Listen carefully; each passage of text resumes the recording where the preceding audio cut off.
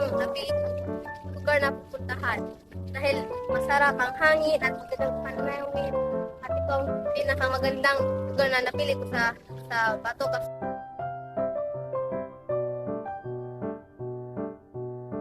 Dito sa Fishpond guys, meron kang maraming makukuhang mga isda kahit kagaya ng alimango, sa isda, tilapia o hipon.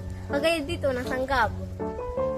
Ang tawag dito ay sanggab. Makakuha ka ng isda, hipon at iba-iba pang mga klaseng mga isda.